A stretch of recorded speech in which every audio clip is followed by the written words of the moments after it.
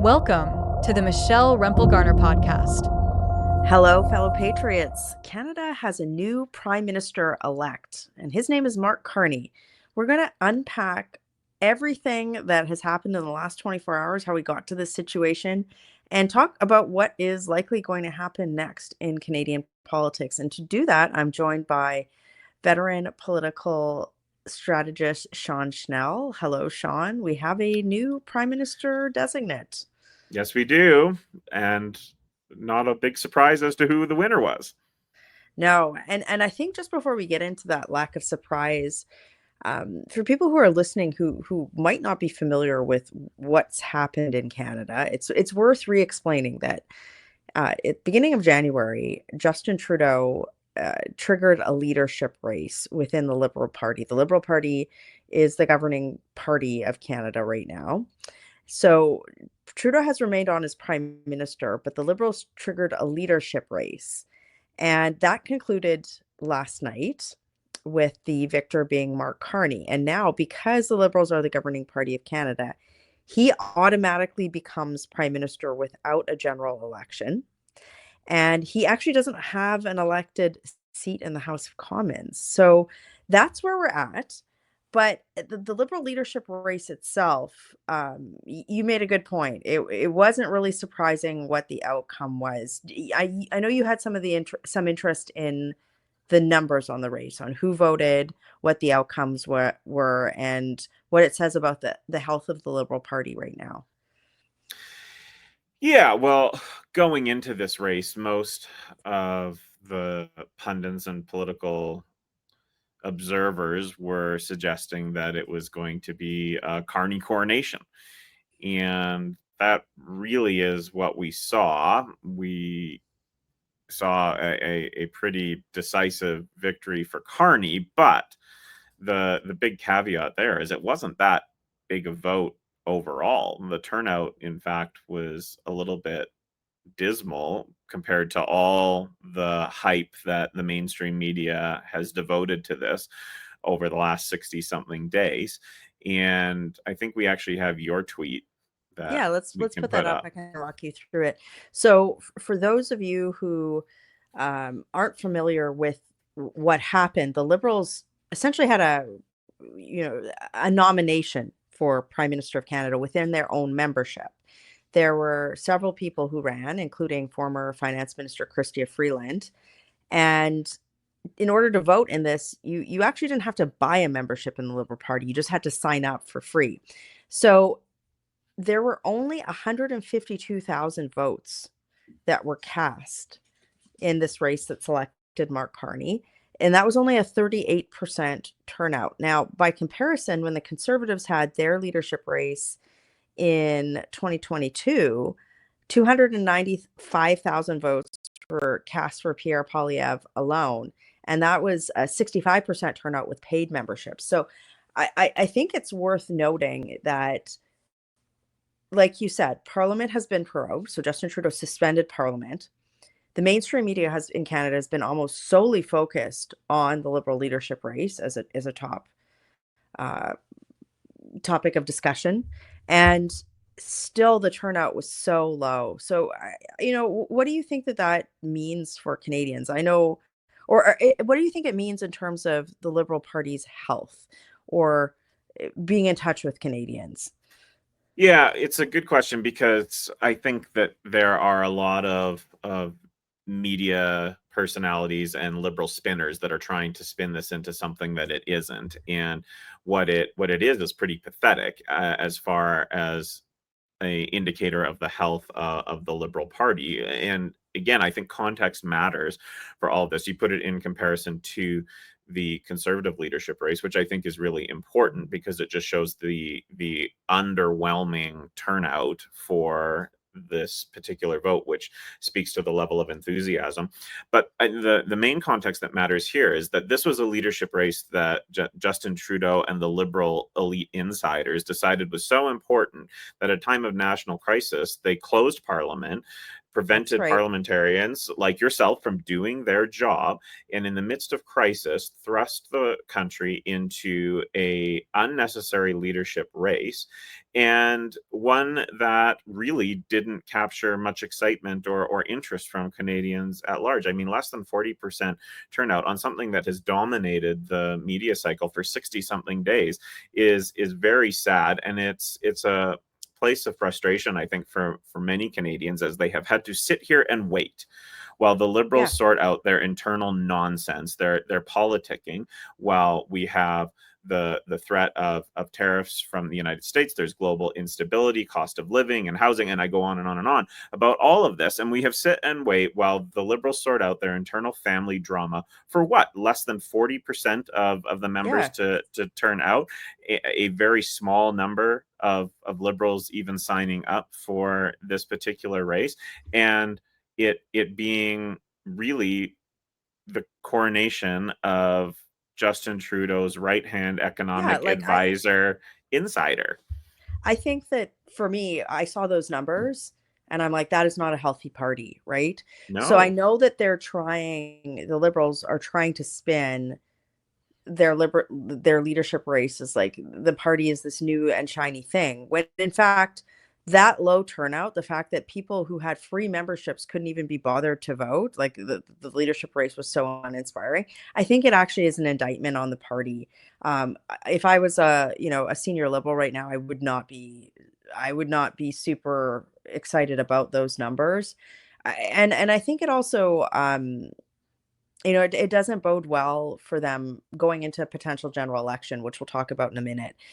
This leadership race was their one shot for the party to differentiate itself from the policies and the scandals of the Justin Trudeau Liberal government. And what we got was essentially a replacement, like Mark Carney is Justin Trudeau, right? Like this is Yes. the senior economic advisor.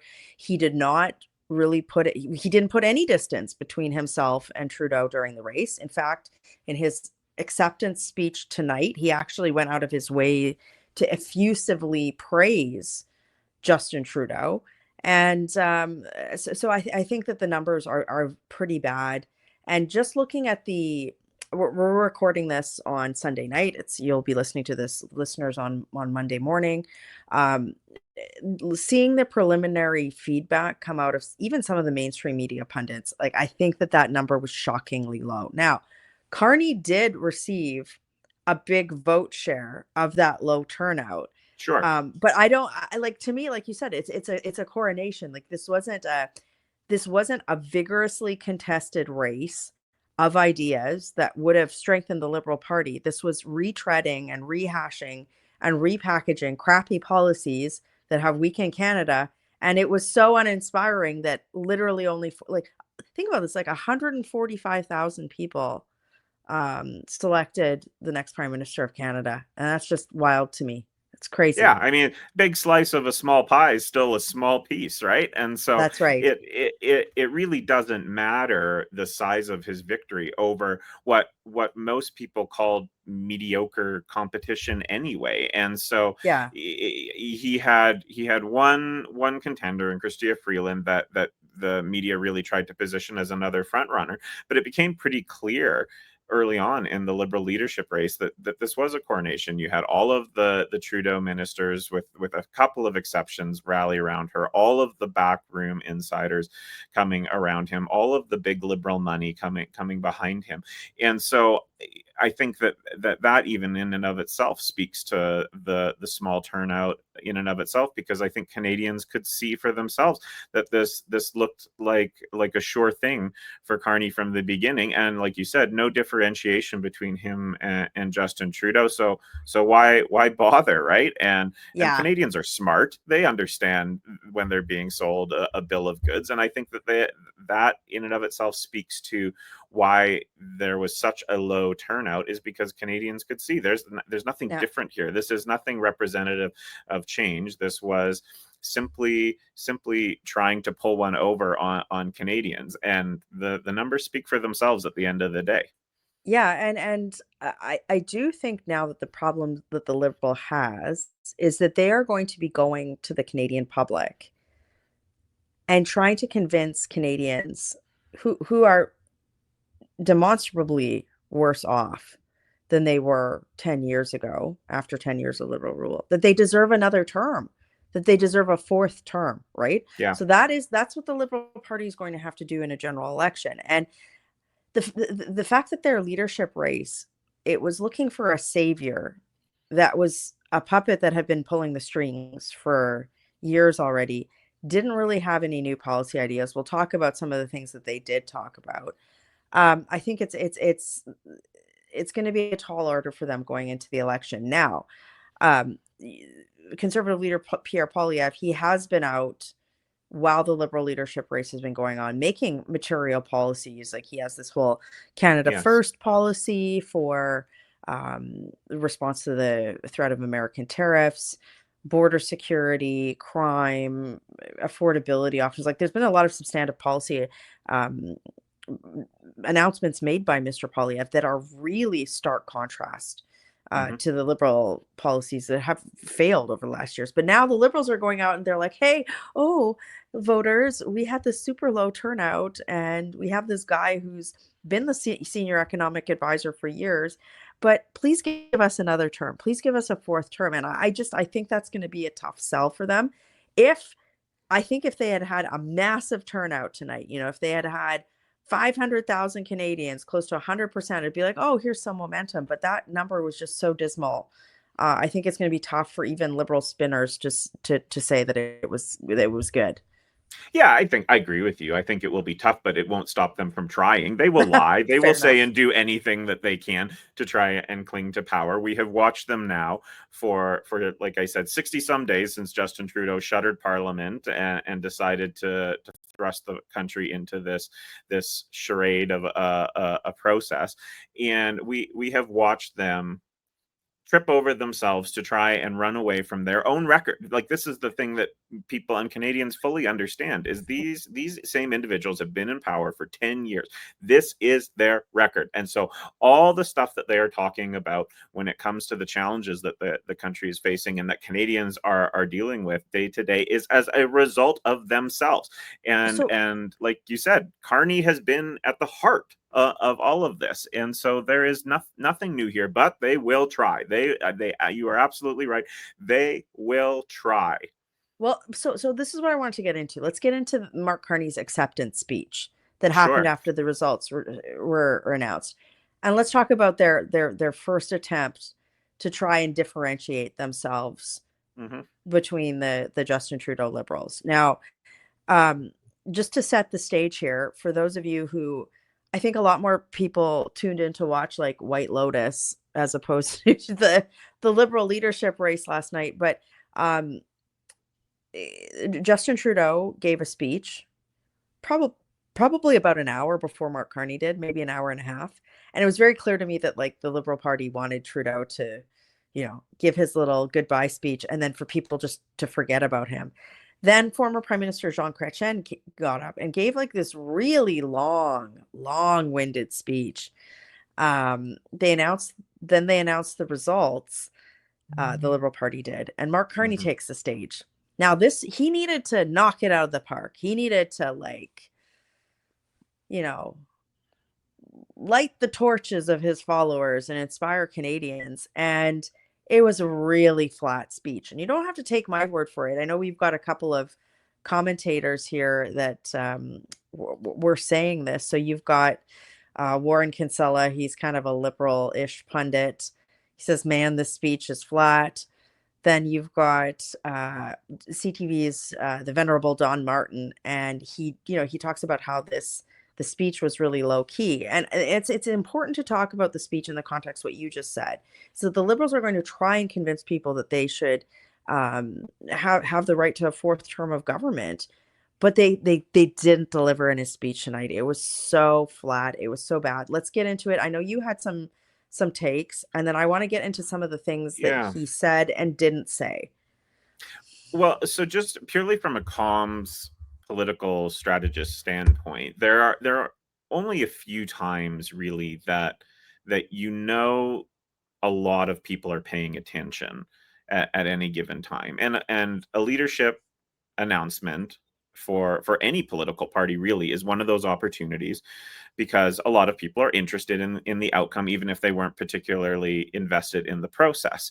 And so people will check it out. So it's an opportunity to make a first impression for perhaps people that have not been paying attention. And so really this is one of a few opportunities before an election to showcase, like you said, a new leader, perhaps a new vision, a new path. And instead, we saw nothing to do with that. It was a very boring speech of a lot of the same type of things that we have heard out of the Liberals in the past. And then you saw a room full of, again, Liberal insiders and Trudeau cabinet ministers clapping along with the same enthusiasm that they've had for the last decade of failed policies.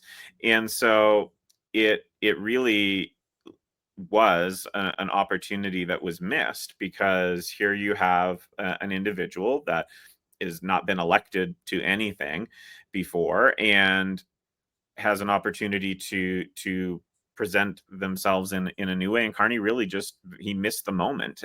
He did not rise to the occasion at all. And I think that speaks to his lack of experience in the political realm, that he's never run for office before or held office before, been elected to anything. And so this is a guy that really did not rise to the occasion and really missed the moment, and Canadians were watching. And so I don't think that bodes well for the Liberals either. No, I agree. Just in terms of kind of unpacking some of the things he said and didn't say. So the only policy areas that he went in. So now this man is prime minister. He's never been elected. He said, well, I'm going to cancel the carbon tax. But we know that is not true, because in the few media interviews that he has done, he says he's going to replace it with something that is going to be equally, if not more costly to Canadians. So, it's also tough for him to sell that, given that he spent a decade um, uh, just absolutely, he was the archpriest of carbon tax globally, right? So I think that landed really flat. He didn't even get he didn't get an applause line in the room. Um, I thought it was a very odd and strange choice for him to effusively praise Justin Trudeau. To me, it was like, I read that as a signal of, well, he did nothing wrong. I'm just taking the job from him, the job that was always mine as the economic advisor, right? So those were the only two things that he kind of said that stood out to me. What he didn't say was, he didn't address any of the criticisms that we as conservatives have been um, uh, leveling against him over the last few weeks, against this the mainstream media not giving conservatives virtually any airtime. But his record, like the loophole he's exploiting on not disclosing his financial interests, he didn't say anything about that. He did go off script slightly, though, and he mocked Conservative leader Pierre Poilievre for asking for him to do this. And I was like, oh, you know what? This is under his skin. I think he's got something to hide. I thought that was an interesting takeaway. But he didn't address that. He should have addressed that flat out tonight. He also didn't say anything about what's going to happen next. I think that uh, he had an opportunity tonight, after not being in the media for weeks and weeks and weeks, to bring some stability to the country and say, hey, you know what? Here's what I'm going to do the next few weeks. I'm going to be holding a press conference tomorrow. None of that, nothing. It was just this flat speech, a lot of platitudes. And I thought that is going to lead to more instability in the country at a time when, businesses and families and stuff are looking for stability and a clear path forward. He didn't offer that to anybody tonight. He didn't address those problems that have come up. And I that just a real amateur, academic, flat speech that I think probably created more uncertainty than not for the Liberals. I'm not sure if that was your takeaway too. Yeah, well, he didn't offer much, and the thing that was noticeably lacking for me was there was no admission or acknowledgement or apology for the last 10 years of failed Liberal policy. Not that I would expect to see that, but here you have a guy that's coming in and he says he's this agent of change, but he's not. He's an insider. We know that. But there was no acknowledgement of the economic pain that their party has inflicted upon the Canadian public. No recognition that some sort of change in policy was needed because what they had done has been a disaster. I mean, this is a party that has seen the cost of housing double. We have seen crime rates spike across the country. We have seen record high inflation. The cost of living has soared. We have seen the cost of groceries and gas and all of these things increase as a result of Justin Trudeau, but not just him, the Liberal front and backbench, of which Mark Carney was the recipient of the majority of these endorsements. And so here you had, again, an opportunity when more people are watching, more people are engaged in the outcome than normal, and no admission, no acknowledgement of the pain that this government, this party has caused and cost Canadians at all. And so if you really think that maybe the Liberals have turned over a new leaf, they haven't. They have not at all, because this entire process, the entire leadership process of selecting Mark Carney was always about power and politics. It was never about people. It was never That's a about great point. what was best for Canadians. And that was on full display with the speech that Mark Carney gave, and especially with the interviews that were happening afterwards with the Liberal cabinet ministers. They were gleeful. They were just beaming. And it's not because they're excited about a vision that their new leader is putting forward, because he hasn't put forward a new vision. They were giddy with joy because they think they've got an opportunity to cling to power. And Canadians need to remember that this isn't about you. This isn't about the Canadian public. It's about power. And so that was what was really lacking for me in this particular speech from their new leader. Yeah, again, for them to have all of this time, they had, whatever, 68 days. It was very clear Carney, the fix was in for Carney. For them to give a speech that was that flat and listless, Canadians should be concerned. Exactly what you just said. There wasn't anything in there to address the concerns of Canadians. And I think that when a general election is called, that's going to be a big problem for them, because it's a big problem for Canadians, right? So I don't know. I was surprised that, like, some of the senior Liberals that are supposed to be the best in the world, they're asking for a fourth term. That flat mess was all that they could come up with. Not good. Not good for anybody, because this man's going to be prime minister, right? But on that point, we don't know what's going to happen in the next few weeks. I know you've heard a lot of rumors and speculation. What's your best guess on how he's going to take the next couple of weeks? Yeah, it's hard to say. There has been quite a bit of speculation about what's going to happen. There's the prevailing theory is that Canadians can expect that they will be going to an election soon. The next election is not scheduled until October, as most people know, but the general thought is that Mark Carney will likely call an election sometime over the next couple of weeks here. And what he does between now and then is, I think, a point of discussion as to whether he appoints a cabinet and tries to do a few things before calling an election. Hard to say. As we've talked about, Parliament is currently prorogued, and so the House of Commons won't return until March 24th.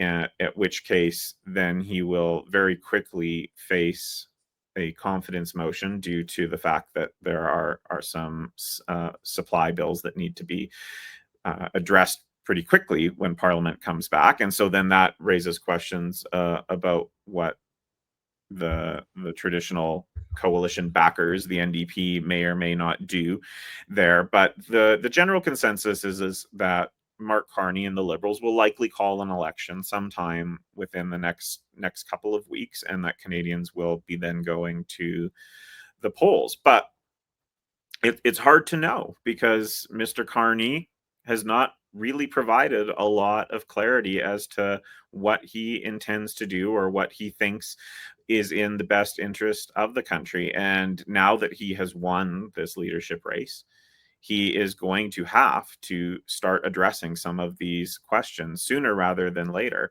So we'll see. But we may find ourselves in an election pretty soon. Yeah, I think, the prevailing wisdom, I'm in Ottawa this week. The prevailing wisdom has been that the Liberals are trying to desperately, this is what they're trying to do, pin all of the economic failings of Canada that they have presided over and precipitated or caused over the last 10 years. They're trying to associate that. They're trying to associate it with external factors.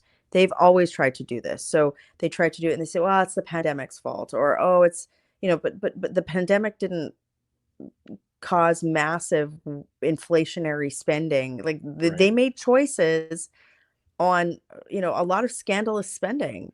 So, they try to do it with that. Then they try to say, well, other countries are going through this. It's like, you made these choices in Canada, and now they're trying to associate like all of Canada's woes with the threat of tariffs, when in fact, it's very clear that the Liberals left Canada in a very weak situation economically, even crime. So I think, Sean, that they don't want the House to return. They don't want committees to be pointing the truth of the matter out. I think that they're hoping that they can have a very quick election where Carney's personal finances, potential conflicts of interest aren't litigated. And I think they're just hoping that they can fool Canadians into forgetting the last 10 years. And, it's kind of like this, these are not the droids you're looking for sort of line. So I think that he'll probably call an election sometime within the next 2 weeks. I don't see a universe. I'm sure the NDP would really like to go back to Parliament because, their polls are so dismal now. But I don't see a universe where the Liberals let the House sit again, and I think we'll be in an election in the next couple of weeks. That's my gut sense right now. Yeah, and I mean, Mark Carney has gotten very good over the last couple of months of hiding from Canadians and the media, and I think that there's an expectation that can continue to some degree, and that will be, I think, what we see a strategy if there is an election called here is very tightly scripted, very, very little access or insight into who he is or what he plans to do. But I think that I think you're right. I think the prevailing wisdom is that they don't want to go back into the House of Commons because that is one place that you cannot hide from scrutiny. You cannot avoid the attention from the opposition and from the press gallery and the committees. And so it really does make sense that if they don't want to have him into that hot spotlight, to go into an election is probably the easier way to avoid that. Yeah, and I'll just push back on one point in there. Carney has not been vetted by the media at all. Like the No. traditional press, the legacy press gallery. This is like there's a lot of big questions about him. His role in moving Brookfield from Canada to the US after Trump was elected and after Trump threatened tariffs. Like he literally sent their headquarters to Trump's hometown. He hasn't talked about that. Why? He lied about it. He lied about being involved in that decision. There hasn't been substantive vetting of that. There hasn't been substantive vetting about his financial background. There hasn't been substantive vetting about his role in a lot of these Liberal policies. So, I'm readers who subscribe to or are watching this on Substack, who subscribe on Substack, I often talk about the fact that I'm really worried about the lack of information that Canadians are getting. And they just, the Liberals are, you don't here you've got a party that is essentially saying, let's stay the course on a path of ruination that we've had over the last 10 years and just pay no attention to it. Hmm. And I am concerned that, you know, this man has not been vetted, and he's never been elected. He's likely never knocked an angry door. Was never knocked a door at all, probably. And he's going to be prime minister. So I hope that I hope the Canadians will tune in during an election, and I hope that your optimism that a general election will shine some light on these issues is actually something that will come to pass. Yeah, well, and I think like the big takeaway out of all of this for Canadians that are wondering about what this means next is really for conservatives and others that are talking with friends and family across the country as we, I think, inevitably move into an election campaign.